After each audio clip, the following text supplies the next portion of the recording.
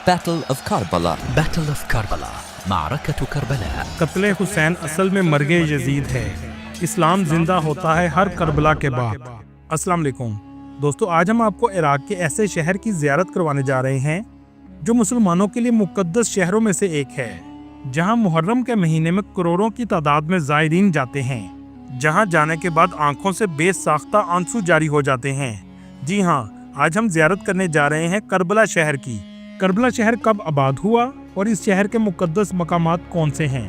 کربلا شہر میں 9 اور 10 محرم کو لوگ کیا کرتے ہیں اور کیسا ماحول ہوتا ہے؟ اس شہر میں لوگوں کی زندگی کیسی ہے؟ اس کے علاوہ اس شہر کے بارے میں بہت سے ایسے حقائق بتائیں گے جو آپ کے لیے بالکل نئے ہوں گے۔ چلیں اب نکلتے ہیں کربلا شہر کے ایک تاریخی سفر پر۔ کربلا عراق کا ایسا شہر ہے جو پوری دنیا کے مسلمانوں کے لیے بہت اہمیت رکھتا ہے، اور اس کی اہمیت کی وجہ 10 محرم 61 ہجری کو ہونے والی کربلا کی جنگ ہے۔ کربلا کا شہر اسلامی تاریخ سے بڑا ہوا ہے۔ کربلا کی تاریخ یاد کر کے ہر مسلمان کی آنکھیں آنسوؤں سے نم ہو جاتی ہیں۔ کربلا کی جنگ حق اور باطل کی جنگ تھی۔ کربلا شہر کی کل آبادی 10 لاکھ کے قریب ہے۔ اس شہر کا کل رقبہ 42 مربع کلومیٹر ہے۔ کربلا شہر بغداد سے 103 کلومیٹر کے فاصلے پر ہے، جبکہ نجف سے 80 کلومیٹر کے فاصلے پر واقع ہے۔ آج اس شہر میں کروڑوں مسلمان زائرین زیارت کے لیے آتے ہیں، خاص طور پر شیعہ زائرین بڑی تعداد میں آتے ہیں۔ ایک رپورٹ کے مطابق 2 کروڑ سے بھی زیادہ لوگوں نے اس شہر کی زیارت کی، جس میں ہر سال 9 سے 10 محرم کے درمیان 1 کروڑ 50 لاکھ سے بھی زیادہ لوگ اس شہر میں موجود ہوتے ہیں، اور اس کی سب سے بڑی وجہ حضرت امام حسین علیہ السلام اور ان کے کربلا کے ساتھیوں سے محبت اور عقیدت کا نتیجہ ہے۔ دوستو، یہاں آپ کو ایک اہم بات بتاتا چلوں، واقعہ کربلا سے پہلے یہ شہر نہیں تھا، بلکہ صرف ایک ریگستان اور میدان جنگ تھا۔ اس جنگ کو بیٹل آف کربلا کہا جاتا ہے، جس میں حضرت علی علیہ السلام کے بیٹے اور ہمارے پیارے نبی محمد مصطفیٰ صلی اللہ علیہ وسلم کے نواسے حضرت امام حسین علیہ السلام کو شہید کیا گیا تھا، جس کے بعد کربلا میں ہی ان کا روزہ مبارک بنایا گیا اور لوگوں نے یہاں آباد کاری شروع کر دی۔ آبادی کا آغاز بھی آپ کے روزے کے چاروں اطراف سے ہوا، جس کے بعد یہ مکمل طور پر شہر بن گیا۔ اگر آپ نقشے میں دیکھیں گے تو یہ مقدس شہر عراق کے وسط میں واقع ہے۔ کربلا شہر کے لوگوں کی آمدنی کا سب سے بڑا ذریعہ یہاں آنے والے کروڑوں زائرین ہیں، کیونکہ محرم کا مہینہ شروع ہوتے ہی یہ شہر لوگوں سے بھر جاتا ہے اور ہر طرف حضرت امام حسین کی صدائیں بلند ہوتی ہیں۔ کربلا شہر کو 2 حصوں میں تقسیم کیا گیا ہے۔ قدیم کربلا، جہاں زیادہ تر مقدس مقامات موجود ہیں، جبکہ کربلا شہر کے دوسرے حصے میں لوگ رہائش پذیر ہیں۔ حضرت امام حسین علیہ السلام کے روزہ مبارک کے چاروں اطراف میں بازار موجود ہیں، اور یہ بازار قدیم زمانے کے ہیں۔ آپ کسی بھی بازار سے گزریں گے تو اس کا راستہ آپ کے روزے کی طرف ہی جائے گا۔ ان بازاروں میں چھوٹی چھوٹی دکانیں بنائی گئی ہیں۔ اسٹریٹ فوڈ اور ریسٹورنٹ بڑی تعداد میں آپ کو نظر آئیں گے۔ عراق کے روایتی کھانوں کا مزہ آپ یہاں آ کر لے سکتے ہیں، جیسے عام طور پر ناشتے میں انڈا، بینز اور دیسی گھی ڈال کر دیا جاتا ہے۔ اس ناشتے کے بعد عراقی چائے بھی بہت مزیدار ہوتی ہے۔ انہی بازار سے گزرتے ہوئے ایک ایسا مقام بھی آتا ہے جہاں کربلا کی تاریخ دوبارہ آپ کی آنکھوں کے سامنے آ جاتی ہے، کیونکہ یہ وہ جگہ ہے جہاں حضرت امام حسین علیہ السلام یزید کے ایک لشکر کے سپہ سالار سے میٹنگ ہوئی تھی، جس میں امام حسین علیہ السلام نے کہا کہ جنگ کی 1 دن کی مہلت دی جائے تاکہ ہم عبادت کر سکیں، اس کے بعد آپ جنگ کر سکتے ہیں۔ بازار سے جب آپ باہر نکلیں گے تو آپ کو بہت بڑی شرائن نظر آئے گی۔ دوستو، کربلا کا واقعہ کیوں پیش آیا؟ امیہ خلافت کا اس وقت کا لیڈر یزید تھا، اور وہ چاہتا تھا میرے بعد میرا بیٹا خلیفہ بنے، جبکہ یزید کی طرز حکومت سے کوئی بھی خوش نہیں تھا۔ اس دور میں یزید دمشق میں رہتا تھا۔ کوفہ ایسا علاقہ تھا جہاں حضرت علی علیہ السلام نے خلافت سنبھالی تھی، اور کوفہ ہی اس وقت اسلام کا کیپٹل تھا۔ کوفہ کے لوگ چاہتے تھے کہ امام حسین علیہ السلام کو خلیفہ بنایا جائے۔ کوفہ کے لوگوں نے امام حسین علیہ السلام کو خط لکھے اور اپنے پاس بلایا، آپ یہاں آئیں، ہم آپ کے ساتھ ہیں، یہاں تک کہ ہمیں لڑنا بھی پڑا تو ہم آپ کے ساتھ جنگ میں حصہ لیں گے۔ لیکن کوفہ کے لوگوں نے دھوکہ دیا، جس کے بعد 10 محرم کو واقعہ کربلا پیش آیا۔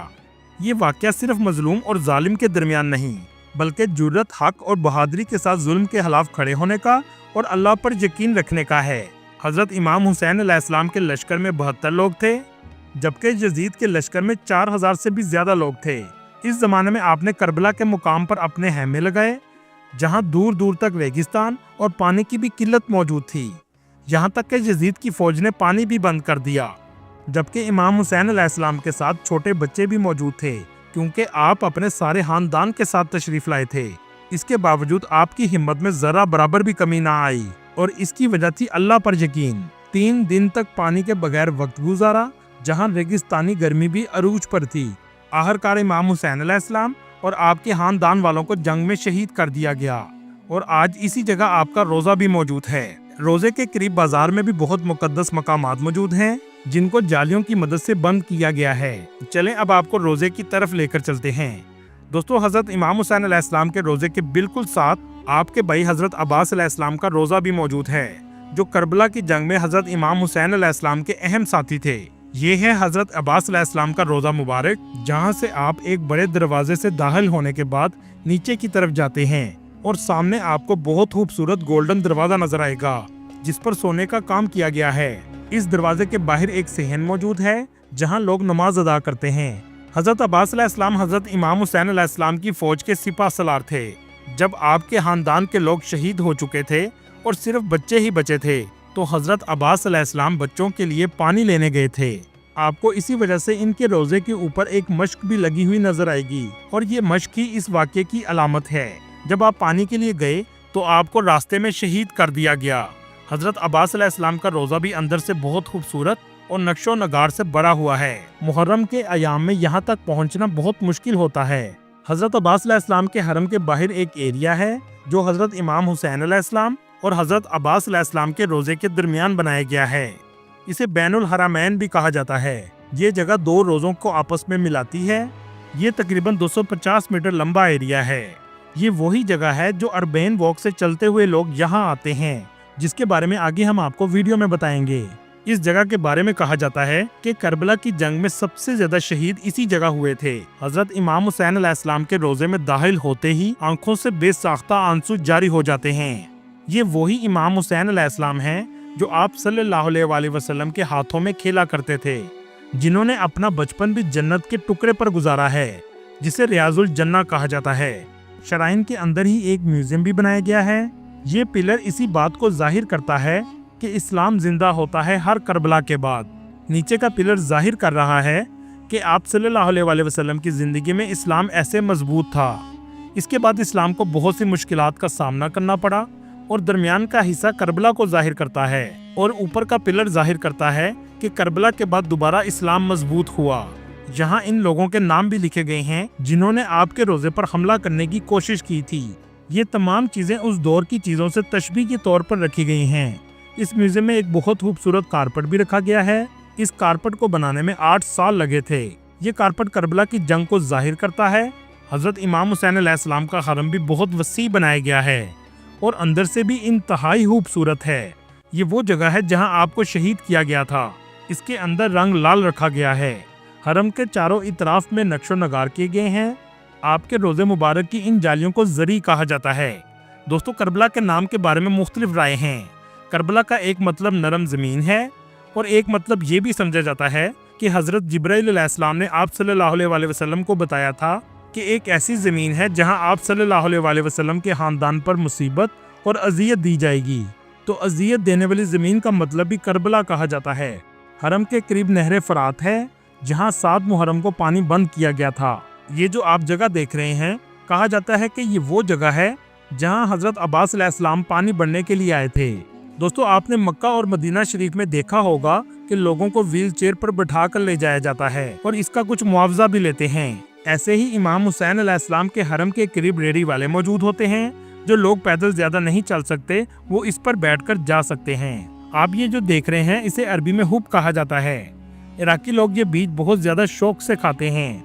इराकी खानों में अक्सर हुमस और अचार पेश किया जाता है, जो लोग रोटी और चिकन के साथ खाते हैं। दाल का सूप इराक में बहुत शौक से पिया जाता है, जिसे लेंटल सूप कहा जाता है।